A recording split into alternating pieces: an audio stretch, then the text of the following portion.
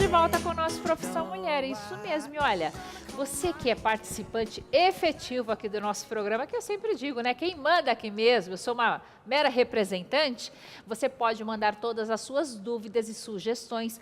Como o e-mail estava ficando sobrecarregado mesmo, a gente fazendo aí o número de WhatsApp que eu vou repetir para vocês, que é o 11 94588-6161, 11 94588-6161. A nossa produção fez mais um e-mail, que é para que você consiga realmente ter essa troca de informação e de forma bem tranquila, tá? Então, gente, agora o novo e-mail é assim, ó. Produção, não se esqueçam que não tem o cedilha nem o tio, tá? Então fica Producão PPM, que é Programa Profissão Mulher. Então é producãoppm@gmail.com. Vocês já têm o da NGT e agora tem mais uma opção aí, ou seja, são três, são várias, não é por falta de opção que você vai deixar de trocar informação aqui com nós do Profissão Mulher. Doutor, falando nisso em informação, o senhor estava me dizendo agora há pouco que mioma é algo que acontece com diversas mulheres, mas que por incrível que pareça ainda falta informação. Exatamente. Antes de mais nada, Fernanda, eu queria cumprimentar pelas convidadas de primeira linha. Parabéns pela inovação do programa, cada vez melhor. Obrigada, doutor. Muito Olha, obrigada. o mioma, quando a gente fala em mioma, há duas questões a serem respondidas, além de outras. Se ele é benigno ou maligno e se todo mioma tem que operar. Então, vamos definir o que é mioma. Mioma é um tumor do músculo do útero. Em outros programas, Fernanda, eu já falei que algumas vezes tem que usar termos técnicos, tem como a gente fugir dos termos técnicos, Sim. que é o tumor do miométrio, do músculo do útero. Por que ele aparece? Pode ser determinado geneticamente, ou seja, quando sabendo que a mulher ela é do sexo feminino, está sendo gerada dentro do útero da própria mãe, já tem um gene, uma característica que mais para frente ela tem mioma, porque ela irá produzir muito hormônio feminino, um dos hormônios chamado hormônio estrógeno. O hormônio estrógeno ele tem várias funções. A primeira é fazer a mulher menstruar normalmente. Está sendo produzido muito hormônio, está acontecendo, está fazendo aumentar mais a menstruação e aumentando muito o músculo do útero. Aí gera o mioma. O músculo do útero ele começa a crescer, ele pode comprimir as terminações nervosas que tem na região pélvica da mulher e em alguns casos ela começa a sentir muita dor. Todo tumor benigno ou maligno, por que ele cresce? Que aumenta muito a vascularização de uma forma totalmente anormal. E ele crescendo muito, ele comprime o tecido interno do útero, que é o endométrio, que toda vez que a mulher menstrua, manda ele embora. Então, crescendo muitos vasos sanguíneos e comprimindo o endométrio, ela pode sangrar mais. Um mioma, no estágio muito avançado, pode dar muita dor ou muito sangramento, as duas coisas juntas. Repetindo, se ele é maligno ou não, se você pegar estatisticamente 100 mulheres que têm um mioma, 90 e pouco, vamos falar, 95 é benigno. Dificilmente ele é maligno. Muito difícil ele virar maligno. Ou seja, isso é bom. Bom. Tem muita mulher que tem mioma e não sabe que tem. Por exemplo, vai fazer uma cesariana naquela mais seus 30, 35 anos. Na cesariana, eu sempre uso esse exemplo quando estou explicando para as pacientes. Ela não toma anestesia geral, porque o anestésico geral, depende da quantidade dele, da concentração dele, ele pode atravessar a placenta, atingir o cordão umbilical, atingir a criança, depende da quantidade dele, da concentração dele, dá uma leve chumbada na criança, que chama de depressão respiratória. Depende da quantidade dele, para dar uma parada respiratória, depende da quantidade, ele mata a criança. Então você não usa anestésico geral. Como é que eu vou relacionar isso com o mioma? Então, que tipo de anestesia a mulher toma na cesariana? Raquianestesia. O que acontece? Ela só está dormente daqui para baixo, ela está acordada. Você vai conversando com ela. Na hora que você vai abrir o útero para tirar o neném, você vê uns miominhas de 1, 2, 3 centímetros e pergunta à paciente: a senhora sabia que a senhora tem mioma? Ela fala que não. O que significa isso? Que muita mulher que está por aí tem e não sabe que tem. Não sabe, não sente nada, doutor? Não sente absolutamente nada. É que está o detalhe. E toda vez que a gente passou durante os 6 anos na faculdade, sempre tinha uma frase famosa dos professores: a clínica é soberana. O que significa isso? Você vai tratar quando a paciente sente alguma coisa. Você pode fazer um acompanhamento. Nem tudo que você vê tem que tratar clinicamente ou operar. Cada caso é um caso. Olha, isso que o doutor está falando, então, de extrema importância. Exatamente. Porque o que o senhor está dizendo, doutor, é assim, é bem complicado para nós mulheres, Lógico. né? Eu que estou aqui cercada de duas mulheres que têm grande conhecimento em diversas áreas. É difícil para a gente, né, meninas? Por exemplo, doutora Fernanda, muitas vezes a gente acaba se baseando naquilo que escuta falar, ou vai em um médico que não conhece, não sei, e cada um dá o seu diagnóstico, a gente acaba ficando meio perdida, não fica, doutora? Não, Agora mas eu muito mais esclarecida. na grande maioria das vezes, quer completar alguma coisa? Não, muito obrigada, eu quero te ouvir. Na grande maioria das vezes, tá, na medicina, como a vida da gente, Fernanda, tá, tem que usar o bom senso. Você só vai operar. Primeiro você vai tentar um tratamento clínico. Se não resolver o tratamento clínico, você pode tentar um outro tratamento clínico. Se não resolver, em último caso, você opera. Tá? Qual que é a função do médico? Melhorar a qualidade de vida do paciente. Ou você não faz nada, se não precisar fazer absolutamente nada, faz um controle a cada 6 meses para saber se o útero, juntamente com o mioma, está crescendo ou não, se ela está tendo queixa, tá? Em último caso, se opera. Quando é que você opera o mioma? Tá?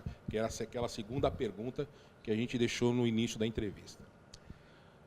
Você tem que observar algumas coisas também, novamente, usando o bom senso. Naquela mulher que você fez o tratamento clínico, é jovem para engravidar, ela quer engravidar. Você não conseguiu resolver o tratamento clínico, você faz a miomectomia, que é retirada... Miomectomia, retirada do mioma. Agora, mais uma vez, usando o bom senso. Você vê que eu repito sempre isso. Aquela mulher que já teve os filhos que gostaria de ter, 45, 40 anos, é uma mulher jovem, super jovem, só que para engravidar já não é tão jovem assim, e algumas já fizeram até uma esterilização definitiva, por exemplo, a laqueadura. Então, uma mulher que já fez laqueadura, está com seus 40, 45 anos, tem mioma, tentou um tratamento clínico, não pensa em engravidar, tá? E você faz uma histerectomia, que é retirada do útero, juntamente com os miomas. Tá? Eu vou deixar... Um caso extremo, sim. É o que o senhor está falando. Cada caso tem que ser avaliado. É sempre em último caso. Porque envolve cirurgia, é um procedimento invasivo. Tá? Envolve infecção, envolve risco na anestesia e envolve o risco no pós-operatório também. Muito importante isso que o senhor está falando, doutor, porque, assim, se eu não me engano aqui, até pouquíssimo tempo atrás, eu acho que a coisa mudou, né? Justamente assim, a mulher tinha um problema no útero, vai lá, o médico vai lá e tira o útero. Não. Hoje, sim, eu acho que é colocada dessa forma, é o último caso, Sim, é o sim. último recurso. E um outro detalhe, como sempre, houve a famosa relação médico-paciente.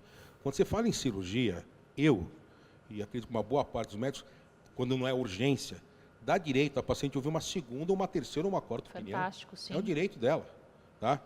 Em último caso, você conversou com ela, ela decide quando não é urgência. Urgência, lógico, você não vai deixar a paciente decidir porque ela está correndo risco de morte. Mas se não é urgência, ela pode decidir junto com o médico se quer operar ou não, ouvir uma segunda, uma terceira opinião, é um direito dela. Agora, doutor, no caso do mioma, já que o senhor está falando disso, existe essa opção de ser um caso de urgência? De repente, a paciente que está assistindo, ela nunca sentiu absolutamente nada, não notou essas dores, o sangramento, mas aí ela dá entrada num hospital. Existe essa possibilidade? Se ela estiver sangrando muito, você vai pedir de urgência um exame de hemograma para saber se ela está anêmica, pode ser que ela está entrando em choque, aí você não vai pensar 2 vezes. Uma das situações que você opera o mioma, quando ela não sente nada, quando ela tem uma finalidade de uma determinada situação, engravidar. Existe um mioma, tá? O mioma se classifica de acordo com a posição que ele está no útero. Mais uma vez, tem que usar um termo técnico. Existe um mioma dentro do útero chamado submucoso. Existe uma propriedade da física que diz que 2 corpos não ocupam o mesmo lugar no espaço ao mesmo tempo. Você vai crescer um nenê lá dentro, ele vai encontrar o mioma. Se ela tem por objetivo engravidar, mesmo não sentindo nada, porque esse mioma submucoso é o que mais sangra, você retira o mioma primeiro, mesmo para ela poder engravidar. Certo. É uma das situações que ela tem a finalidade de engravidar. Tá? Então, nesse caso, você retira para que permita que o nenê cresça dentro do útero sem maiores problemas. Então, olha que interessante isso, mais uma vez que o doutor está falando. A pessoa tem o mioma, quer engravidar, mas então existe essa possibilidade. Vai lá, faz a cirurgia, fica 100%, consegue engravidar. 100% a gente nunca pode falar, né? Na medicina existe 100%. A chance, se ela não tiver nenhuma alteração, tá, algum outro problema que ela impeça de engravidar, a princípio terá grandes chances de engravidar espontaneamente. Pode ser que ela tenha algum outro problema ou o marido também. Eu queria complementar um dos tratamentos que você hoje em dia usa para tratar o mioma é a inibição da menstruação, tá? Com um outro medicamento à base de progesterona, que é um anticoncepcional, porque ela tenta fazer aquilo que o hormônio estrógeno faz, ao contrário. Em vez de aumentar o músculo, tenta reduzir a atrofia endométrio. Faz com que a mulher não menstrue e é um dos tratamentos para o mioma também. Olha só. Tá? Na tentativa, se continuar sangrando, aí, em último caso, você opta por cirurgia. E, por exemplo, o Dilmirena, por exemplo, que também interrompe a menstruação. Também. É um dos tratamentos. Tem vários tratamentos da base de progesterona que você pode tratar o mioma, tá? Para inibir a menstruação, porque ele age de uma forma sistêmica, apesar de ser colocado dentro da vagina, tá? Introduzido dentro do útero. Tá? Tem o Mirena, a gente não pode, por motivos éticos, falar o nome comercial. Tem uma base, um implante, tá? Tem o oral, tem o injetável e outros tipos de tratamento também que você tenta fazer com que não produza hormônio estrógeno e com isso a mulher entra numa menopausa, entre aspas, temporária. Ela sente calores, fogachos. Então, um grupo de medicamentos desculpa o termo, chamado análogos do GnRH, que é um hormônio que você trata, inclusive, uma outra doença que está associada a muita produção do hormônio estrógeno, que é a endometriose. Olha só, e a doutora Fernanda tem uma pergunta aqui para o senhor, A doutor. advogada não querer falar é difícil, né? Não, mas a gente está aqui para ajudar. Pelo que eu estou entendendo, num primeiro momento, o mioma ele é assintomático. Quando ele já está num grau mais evoluído... Varia. Você você vai fazer um ultrassom de rotina, tá? Aquela mulher que vem para a rotina, quer fazer os exames de prevenção de doença ginecológica, você vai fazer um ultrassom e você vê umas imagens suspeitas de mioma. Porque a gente fala imagem suspeita. Para ter certeza, Fernanda, doutora, só tem um jeito para ter certeza, biópsia. Só faz biópsia através de uma pequena ou uma grande cirurgia, se tiver necessidade. Aí fazendo o controle. Mas no estágio avançado, tá, você vê que ela tem queixa, você tenta um tratamento clínico. Você vê aquela imagem suspeita de mioma no ultrassom e ela tem queixa, está com muita dor, com muito sangramento. Tá? Até um dos outros sintomas pode ser infecção de urina, porque se o mioma está crescendo bastante, ele pode comprimir a bexiga e, em alguns casos, até ter perda urinária por causa disso. Olha só. Tá? Meu Deus. E com qual idade que a mulher tem que se preocupar mais para poder ter um Olha, na acompanhamento mais verdade, frequente? normalmente na terceira década, mas até um pouco mais cedo, com 25, 28 anos, Já deve ficar você tendo. pode ter, você vê alguns miomas umas suspeitas de imagens de miomas assintomáticas. Você pode ver isso.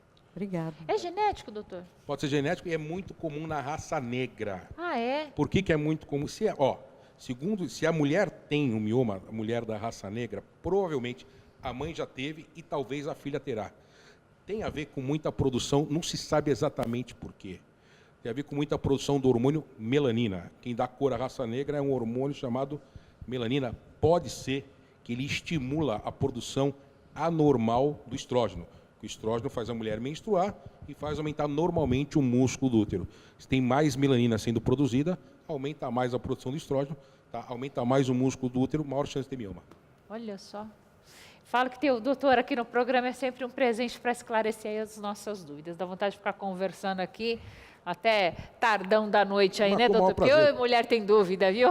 Mas nós vamos para um rápido intervalo, você não sai daí que o Profissão Mulher continua já já. Bate lá, volta cá.